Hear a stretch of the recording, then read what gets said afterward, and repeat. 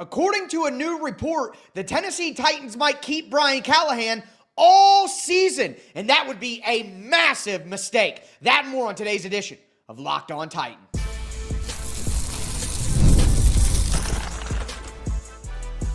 You are Locked On Titans, your daily Tennessee Titans podcast, part of the Locked On Podcast Network, your team every day. Welcome to the Locked On Titans podcast. I am your host, Tyler Rowland. Titans fans, today's edition of the Locked On Titans podcast is brought to you by Mazda. Like our favorite players, Mazda sweats every detail because when you make every move count, pulling off the unexpected is only the beginning. Stay tuned later for highlights from this week's Mazda's Moving the Game Forward Player of the Week. It's Mazda, Move, and Be Move. On today's show, of course, it's a Game Plan Friday. I'm going to go over my keys to victory. I'm going to go over my players to watch, my predictions for this game. But we got to start with this new report saying that the Titans might be looking to keep Brian Callahan all season long. And again, I think that would be a massive mistake. Before we dive in, do want to thank you for making Locked On Titans your first listen each and every day. Remember, Monday through Friday, Tennessee Titans content all year round, always for free. Make sure that you get subscribed, stay subscribed. It's your team every day. Speaking of every day, shout out to my everydayers out there tuning in Monday through Friday. Couldn't do it without you guys. If you aren't an everydayer, you need to be one. Again, the Tennessee Titans have had a tough start to the season, but I think there is a chance that they could turn it around, and it sounds like the Tennessee Titans organization up top thinks that they might be able to turn things around as well. But we got a big-time report from Dan Graziano and Jeremy Fowler from ESPN during the week talking about the vibes with the Tennessee Titans and Brian Callahan's job status. And I just wanted to go over a few things from that report. But before I do want to say that I think keeping Brian Callahan the entire season would be a mistake. I think even if the Tennessee Titans were to turn it around a little bit at the end of the year, which quite honestly is what I predicted when we looked at the schedule, I said the Titans would come out, go 1-8, 0-9 going into the bye, be terrible, and then they might get 4 or 5 wins after the bye and finish the season strong. But even if that were to happen, I think we've seen enough from Brian Callahan and his coaching staff that it would be a terrible idea to let him go into 2026 with the same job. I think he's proven already that he is not the man for the job. And if the Titans want to let him finish out the season because they're worried about the holes it would create or the instability or whether things would even get better, then sure, fine, understandable. But the moment the season ends, Brian Callahan needs to be fired, and the Tennessee Titans need to start looking for a long-term coach that can actually develop Cam Ward and get the best out of some of these players, a professional head football coach, which I believe that we already have our answer that Brian Callahan is not. But I do want to go through some of the things that they said in this ESPN report. Jeremy Fowler said, quote, "There's moderate concern among the coaching staff that the front office and ownership might not be as patient as they originally believed, which could lead to change sooner than later. The proverbial vibes simply are not good right now. The front office entered the season with optimism around head coach Brian Callahan. He was a hot name on the coaching circuit in 2024, and though it wouldn't set a win-loss goal in regard to his tenure, Titans brass wanted to see the team is improving. That's hardly the case in Tennessee, where a minus 69-point differential through 4 games is by far the worst in the league. Next closest is New Orleans at minus 55. The overall lack of flow from week to week is only intensifying the discomfort. Callahan relinquished play calling duties to assistant Bo Hardegree a week ago, and they thought that could buy the staff a little more time, but firing him a week after such change would be counterproductive." So there you go. The Titans organization is saying, taking only a week after the play calling changes doesn't give you enough time to evaluate Brian Callahan and whether he's been better with the change. Fowler continued, "The Titans' bye week is week 10, which feels important. But the expectation among some around the league I've talked to is the temperature is increasing, especially with owner Amy Adams Strunk's willingness to make drastic changes in recent years," end quote. And see, that last sentence, the temperature is increasing, especially with the owner, Amy Adams Strunk, willingness to make drastic change. I think that Amy Adams Strunk doesn't want to appear as someone who makes drastic changes too quickly. I don't think that's the reputation that she wants. So I think that will lead to Brian Callahan getting more time. But I think it is important here that they point out the bye week is important. I get it if you want to let Brian Callahan have until the bye week. That's week 10 for the Titans. You want to give him 9 games, see if things get better, especially after the shakeup where he gave up play calling. Absolutely. I guess I understand that. But it goes back to my point of you cannot give this dude the entire year. If they go into the bye week and they're 0-9, they're 1-8, you cannot give Brian Callahan the entire season. And at the end of the day, you want to see this team improve. We all knew, at least if you were honest. Now, it reminds me of the people in my comment section before the season saying, the Titans could go to the playoffs. The Titans could go 12-7. I see 10-7. I see 12 wins. I told you guys as respectfully as I could, you're out of your freaking mind if you're in my comment section saying 12 wins, 10 wins. And those are the people who are the most angry right now. And it's like, well, your expectations were stupid anyway. Why would you ever think that this team was going to win 12 or 10 games? Like, I'm sorry, you need to consider a doctor at that point if you really thought that that was going to happen. So I'm not sitting here saying that the Titans should have won a bunch of games, but improvement is what you wanted to see. And, as we know, we have not seen a lot of improvement. I did think that this was an interesting piece of information as well from Dan Graziano. He said, if the Titans can win a couple games, I'm sure that will buy him time.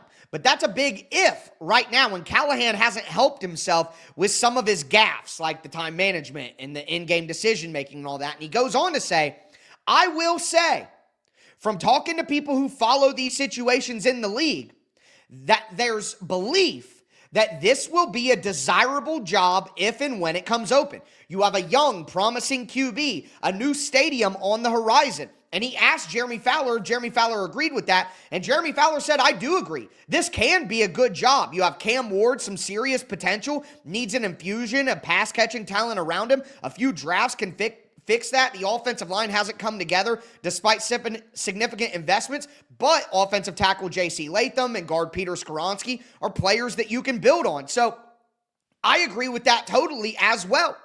The Titans' job is a good job. Now, I know there's a lot of you doomers out there. The Titans are 0-4, so everything sucks. Nobody wants to come here. There's only 32 jobs in the NFL. There will always be demand, and NFL candidates usually aren't in a position where they could say, oh, I'm just going to pass on this job because I don't think it's a great job. Like, that's not how this works. There's only 32 in the world, okay? And it doesn't look like there's going to be a ton of openings this year anyway.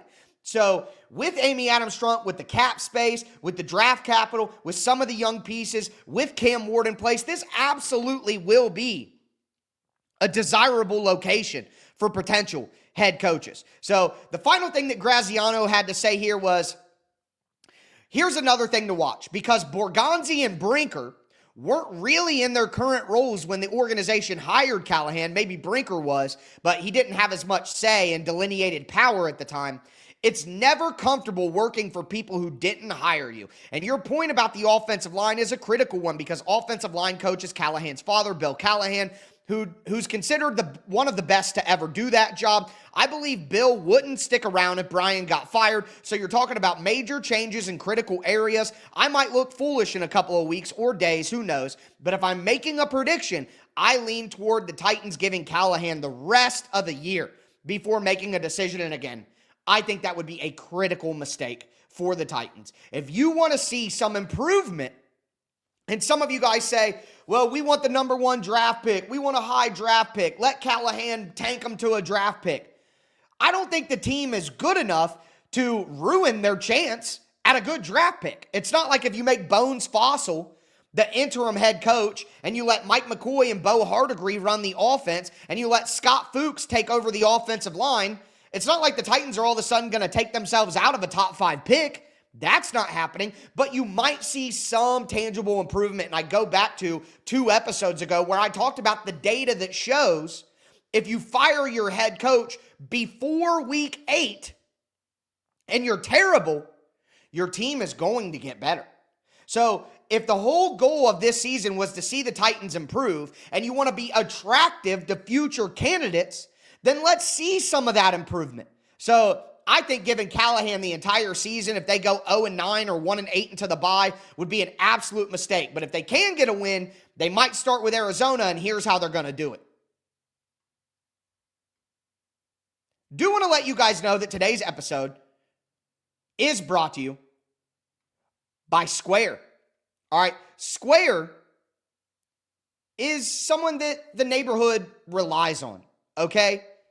Your favorite neighborhood spots run on Square. There are certain businesses that make the neighborhood the neighborhood. There are places that become an extension of home, whether it's a sports bar dedicated to your team's fan base, the spot with the best wings in town for game day, or the beloved local chain that's been rooted in your community for years. These businesses are what bring people together. When neighborhood businesses thrive, the whole neighborhood thrives. Think about the neighborhood in Nashville that desperately needs a little bit of excitement right now for the Tennessee Titans. I mean, Little Hats Italian Market in Germantown, the Shake Shack, Biscuit Love, Monell's Germantown, so many different places that could use a Tennessee Titans win, no doubt about it. Square is a proud partner of more than 4 million neighborhood businesses around the world. You can go to square.com/go/LockedOnNFL to learn more. But before you do, make sure that you go support your favorite neighborhood spot. You'll be happy that you did. Square, see you in the neighborhood. Today's episode is also brought to you by Mazda. It's time for Mazda's Moving the Game Forward. For those who believe it's not just about playing the game, it's about redefining it. There are moments that do more than put points on the board. They move crowds, move culture, and keep the game moving forward. And look, there aren't a lot of great moments for the Titans in this season, but this week's moment that moved the game forward was the performance of Cedric Gray, the Titans' second-year linebacker. Had 17 total tackles on the day, 11 tackles. I just did a film breakdown on the Tic Tac Titans YouTube channel going over Cedric Gray's performance. He moved his game forward at minimum. And when you follow what moves you, the unexpected is only the beginning. And just like there's more to every highlight, there's more to a Mazda vehicle. It's Mazda. Move and be moved.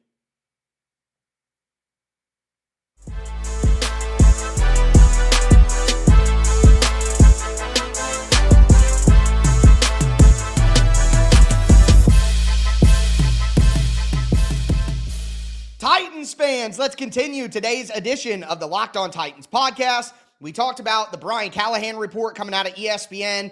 I don't think that I agree if the Titans truly do intend to give him the entire season. I think we've seen enough at this point. If they want to wait a little longer to see how the changes are working out, then sure. But if this team's 1-8, 0-9 going into the bye, Callahan needs to be fired. Like, that's just unacceptable. And what I want to talk about now is my keys to victory. And I'm going to go over like my 3 game keys. But one of the things that I do want to talk about is the Titans organization as a whole. And I'm just so incredibly disappointed with what they did to Cam Ward this week and how his coach and his teammates didn't back him up. And I think it's a huge problem. Now, we're going to talk about that when we get to the players to watch because I'm going to talk about Cam Ward. But again, my keys to victory. Number 1 for the Tennessee Titans. They have to contain KYLER Murray. We know that the Tennessee Titans have struggled mightily against mobile quarterbacks. They have destroyed them. And it's one thing when the Titans' pass rush isn't very good. All right, it's going to be hard to get to those quarterbacks. But to me, that makes it easier on the Titans to contain KYLER Murray. You know, you're not going to be able to get to KYLER Murray. Just not going to happen. Your edge rushers are terrible. Outside of Jeffery Simmons, no one can get pressure from the interior. The Titans refuse to do more twists and stunts. I don't know why, but they refuse. They just let their bad pass rushers rush one-on-one over and over and over again. Don't understand that. But, like I'm saying, with a bad pass rush, that gives the Titans the opportunity to actually focus on containing KYLER Murray. They have to be disciplined in their pass rush. They have to not get too far up the field and let KYLER Murray have lanes to run through in the middle. They have to make sure that their edge rushers don't commit too far inside and allow KYLER Murray to break contain. This actually works out fine for the Titans pass rush. You're not going to get there, so don't be over-aggressive. Don't give KYLER Murray easy lanes to run through. Just be disciplined in your rush. Keep him in the pocket. Keep him contained. Kyler Murray has great athleticism, great mobility. So don't let him use that. Make him stay in the pocket. Make him cut up the defense. Make him short pass, hole in the defense, precision, accuracy. I talked about this with the Colts. There's no reason to let a quarterback with good mobility beat you when you're a Titans team with a bad pass rush. There's just no reason, no excuse. You know you're not going to get to the quarterback, so mush rush. Like the Titans used to do against Lamar Jackson during the Mike Vrabel era. They didn't rush so hard. They just wanted to keep a contained pocket and keep you in the pocket, because when Kyler Murray gets out of the pocket, that's when you really get in trouble. The Arizona Cardinals defense, as my guy Alex Clancy on the Crossover Show said yesterday, the Arizona Cardinals offense, has not been good this year, all right? It has not been a high-scoring, high-powered offense. It simply hasn't been, okay? So why would you allow Kyler Murray to do what he does best, use his mobility, make outside of the pocket, get their offense going with some sandlot stuff where they can break free of the defense? Why would you let him do that? Make Kyler Murray beat you like Tom Brady. Make Kyler Murray beat you like Peyton Manning. Make Kyler Murray beat you like Matt Stafford. This should not be a blitz-heavy week. This should not be an aggressive pass rush week. They need to just hem Kyler Murray in the pocket. And what's going to happen is if they do that, Kyler Murray's going to get antsy. His natural inclination is to move around. He's going to start moving them feet like Mighty Mouse. All right? And then he's going to have nowhere to go. He's going to run into people. He's going to drop his eyes. And then the defense can take advantage. So the number one thing that will kill the Titans in this game is if they let another mobile quarterback beat them. You have to be disciplined in your rush path. Like, there's no excuses this week. Now, the second thing is time of possession. That's my second key to victory for the Titans. Time of possession. And that's two different things. One, that's sustaining drives. But really what it all comes down to is running the football. Again, the Arizona Cardinals gave up 155 rushing yards to the Seattle Seahawks last week. They haven't been a terrible run defense, under 100 yards in a couple of games. But they haven't been a great run defense either. They're middle of the pack in the NFL. So I think that the Tennessee Titans will be able to run the football against the Arizona Cardinals, and that is going to help them have shorter third downs. That's going to help them have longer drives. And more importantly, that's going to help the defense stay fresh. Because the biggest problem with the Titans defense is they can't get off the field. They're always on the field because the offense has the most 3 and outs of any team in the NFL. Or actually, the Titans are 31st in 3 and outs in the NFL. I do believe it's 31st or 32nd, but 31st. Time of possession, the Titans are 27th in the NFL, which is actually better than I thought it would be. They were 28-31 week 1, 29-30 week 2, 28-31 week 3, and then 21-38 last week. That's terrible. If the Titans offense can't run the football and hold the football and help the time of possession battle, then the defense is going to be out there too long, and an Arizona Cardinals offense that has started slow, they ramp it up towards the end of the game, and they're going to get a turbo boost if the Titans defense is also exhausted, which is what happens, and it's been happening for years and years and years, folks. The Titans offense is terrible. The defense plays well early. The defense is on the field too much. The defense gets tired. And then the defense breaks down in the end of the game. It's been the same thing for 4 seasons now. So if the Titans don't find a way to win the time of possession battle against a team that's better than them and at home, they're cooked. Because the defense is not going to be able to play to the level that they need to play for an entire game if they're out on the field for the entire game. It's that simple. Run the football, control the ball. Has to be done. And then my final key to victory here is start fast. This is more of a, rather than an on-the-field key to victory, this is a mental key to victory, in my opinion. So Arizona, again, is not a team that starts fast. Arizona has been better late in their recent games. They haven't been able to get off the fast starts. Kyler Murray just said in their first game of the year, they played terrible teams and got off and did okay. But last week, Kyler Murray even said, felt like our offense was loading for 3 quarters. I don't think that the Cardinals have a very good offensive coordinator in Drew Petzing, who will have a great plan against the Titans and be able to take advantage. So, if the Cardinals do get off to a fast start, all of those bad feelings for the Titans of where they're at in the season and losing and all of that, it's all going to come crashing down. And it, like I said with Alex yesterday, it's not just you're down 10-0 in this game. It's going to feel like they're down 1,000,000-0 because they've lost every game so far.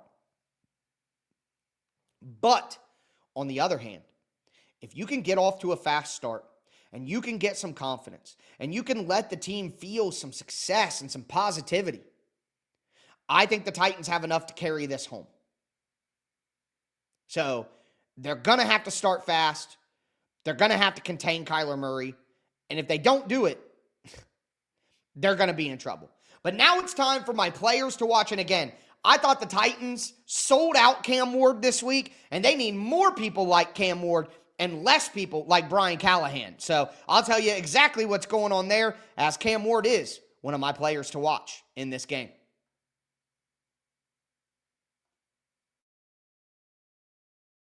I'm Cody Rourke from Locked On Broncos, and this episode is brought to you by Peloton. Peloton is shaping the future of fitness with the brand new Peloton Cross-Training Tread Plus, powered by Peloton IQ. This is Peloton's most advanced equipment yet, giving you real-time guidance and endless ways to move, whether you're running, lifting, or you're cross-training with your favorite instructors like Alex Toussaint. It's training reimagined to make your workout more personal. Peloton is built for breakthroughs. With features that help you plan, stay motivated, and hit peak performance, you can let yourself run, lift, flex, and go, while Peloton handles all the rest. Plus, Peloton IQ provides real-time strength coaching, tracking your progress and suggesting weights that challenge you so you can get stronger. Plus, the new movement tracking camera, it counts your reps and corrects your form in real time, making sure every rep is safer and smarter.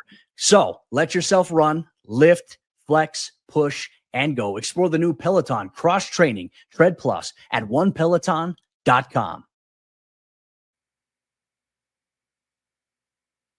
All right, Titans fans, let's cap off today's edition of Locked On Titans, getting you ready for the Tennessee Titans matchup in Week 5 against the Arizona Cardinals. I went over my keys to victory. Now I want to get into my players to watch. And my number one player to watch this week is Cam Ward.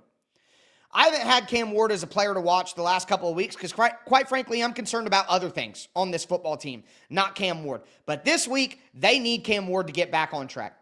They need Cam Ward to have a good game. They need Cam Ward to not be so angry with the team. But I want to say this. I am angry with the rest of the team.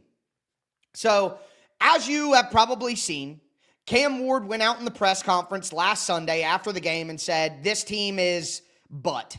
Is what I'll say. I'm not saying those kind of words on the show. He said, we're butt, okay? And Brian Callahan comes out and says, oh, well, he's learning about, he needs to grow up and the weight of his words, but basically scolding him for it. Jeffery Simmons is in the locker room saying, yeah, I had a private talk with Cam off the record about that and, what he's saying, what it means to the people in the locker room. How about this, Brian Callahan and Jeffery Simmons? I like that Cam Ward called everybody out. And you guys sound like losers. All right? Brian Callahan is a loser. Jeffery Simmons has been a part of a lot of losing as well. And let's just be honest. If you follow Jeffery Simmons' career, he hasn't always really been a leader type guy. And there are a lot of people who are in the building often who say that Jeffery Simmons is not a very good leader. He's not someone who takes criticism very well. Blah, blah, blah, this and that. Well, whether that's true or whether that's not, I hated hearing Brian Callahan basically condemn Cam Ward and Jeffery Simmons say, oh, I had to talk to him off the record. Cam is right. Someone should be angry. Someone should say, we suck right now. I hope people are pissed off. I hope people in the locker room are mad. I hope Cam made some people frustrated. It's about time somebody did it. For far too long, losing has been accepted. For far too long, it's been, oh, there's a lot of good. I'm tired of hearing Brian Callahan say, well, there's a lot of good on the tape. No, there is not. No, there is not. Cam Ward called you all a bunch of losers. And I'm glad that he did it. And they need more people like Cam Ward who are angry at losing. I think that a lot of veterans in this locker room have been losing for so long that they're numb to it. They're used to it. They can go out there and say, oh, we just got to play better. We just got to play. No, Cam Ward is not used to losing. And he's like, we suck, man. This is not good enough. That's what the Titans need. Someone to shake them out of their malaise. So, whether it's right or wrong, there's going to be a target on Cam Ward's back this week. And I want to see Cam Ward go out there and say, if you bums don't get it, I'll show you. I will show you. And with that, my other players to watch are also on offense. Tyjae Spears. Spears will be back for this game. He's practicing. He's ready to go. And they need his dynamicism very much. He is a dynamic weapon. He is a threat to catch the ball and make somebody miss and get upfield. In the run game, he has more juice and more pop than Tony Pollard. And God, Tony Pollard needs him. And if the Titans are going to run the football and win the time of possession battle, like I talked about in my keys to victory, they're going to need more than Tony Pollard. Okay? So it's time for Tyjae Spears to show up and show out in week 5. It is time. And then finally, Dan Moore. Josh Sweat, who the Titans could have signed in free agency, by the way. Josh Sweat is by far, clear and away, no doubt, no question, the best pass rusher on the Arizona Cardinals. Calais Campbell is good on the interior, but Josh Sweat, by far the most productive pass rusher that they have coming from Philadelphia. I love the celebration of the Sweat thing when he gets sacks. It's nasty, okay, to use your name and do that. Got to give credit where it's due. That's a sick celebration. But I don't want to see that celebration on Sunday. And I'll tell you this, Josh Sweat has moved around the formation quite a bit. It's not like he just rushes against Dan Moore. But quite frankly, right now, J.C. Latham's status is still up in the air. I mean, we saw reports that he's getting close, but I don't know if I believe that PR nonsense, quite honestly. So we'll see. Maybe by the time you're listening to this, J.C. Latham practiced on Thursday and maybe he's set to go, but I'm still skeptical. I hope so. But either way, if they have Ali Udoh, they're probably going to put Josh Sweat over on Ali Udoh. Well, help him with a running back and a tight end. But again, they can't do what they've been doing, which is leaving 7 players in to help both offensive tackles. Dan Moore's getting paid $20+ million a season. He cannot be somebody who you have to help every third down. It's not going to work. He was signed not to be that guy. So keep helping to help Ali Udoh with Josh Sweat. And then Dan Moore has to dominate his matchup, the lesser matchup. And if Josh Sweat is on Dan Moore, then Dan Moore needs to win. Josh Sweat is a good player. Josh Sweat isn't Will Anderson or Danielle Hunter or Josh Hines-Allen or Myles Garrett or Trey Hendrickson or TJ Watt or like the whole scouting report on Dan Moore is he's terrible against elite rushers, but he's good against okay rushers. Well, Josh Sweat is an okay rusher. He's not elite. So whether it's Josh Sweat on Dan Moore and then Ali Udoh and help on the other side, or whether it's Ali Udoh and help against Josh Sweat and Dan Moore one-on-one against one of their lesser pass rushers, Dan Moore has to have a great game.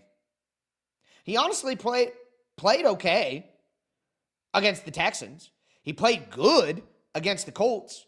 So this is one of these matchups where, based on what everybody says about Dan Moore, he should play good. So Cam Ward, Tyjae Spears, Dan Moore, do your job, make an impact, and I think the Titans give themselves a good chance to win. But here's the reality. I don't think the Titans win. I don't trust the defense to contain Kyler Murray. I think that Brian Callahan's a dead man walking and the worst coach that I've ever seen. I don't think the Titans have any chance to win this week. I don't think that they're even going to come close. And it's a sad reality, but that's the lack of confidence that I have in this coaching staff right now. I think the Titans with better coaching could beat the Cardinals. I think the Titans with better coaching could absolutely cover in this game. But Brian Callahan is like 2-18 against the spread in his career. Disastrous. Okay? Disastrous. Or it has to be better than that. It's 3-17, the 3 games they won. So they're a bad roster. Not as bad as they look, in my opinion, but a bad roster with the worst coaches in the NFL. They're going to make Drew Petzing look like a genius. All right? But I have the Titans losing 23-9 to the Cardinals. Going with keeping it plus 100. The Titans are 8.5-point underdogs. Again, I can't take that spread. 8.5 is a very playable number.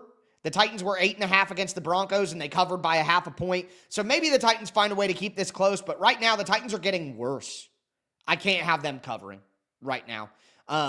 Graphics wrong, says Texans, means Cardinals. You guys know. It's the same thing. Either way, 41.5 is the over-under. I can't take the over in any game that the Titans are involved in. I just can't trust their offense to do anything. And then finally, my beautiful, dark, twisted fantasy player of the week is Tyjae Spears. I think if you're looking to get a value in daily fantasy, if you're dealing with buys and injuries like I am in your season-long leagues, I think throwing Tyjae Spears in there is going to be a good move because the Titans are clearly going to try to get him involved. But with that being said, that is going to do it for today's edition of Locked On Titans. Throw a thumbs up on the video. Throw a Titan up down in the chat if you're watching on YouTube. Make sure that you get subscribed. Stay subscribed. It's your team every day. But as always, I am your host, Tyler Rowland, and this was Locked On Titans.